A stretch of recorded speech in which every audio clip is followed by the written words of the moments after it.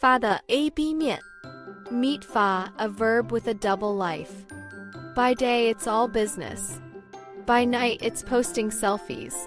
Let's explore both sides. Business fa. In formal Chinese, fa is strict. It always demands an object, just like an important email needs a recipient. Take 发邮件 as an example. 发邮件 means send emails. Here, 邮件 is the required object, no action. It's that simple. Let's take a look at 发表 as another example. 发表 means publish. Same rule applies. The object 文章 is mandatory, no article, no publishing. Now let me introduce an internet 发.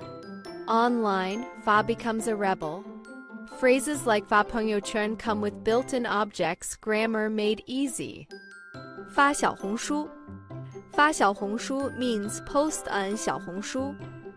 The object is baked right in, just say it and you're grammatically golden. 发朋友圈. 发朋友圈 is already part of the package in 发朋友圈. No need to add anything, post and go. 发抖音.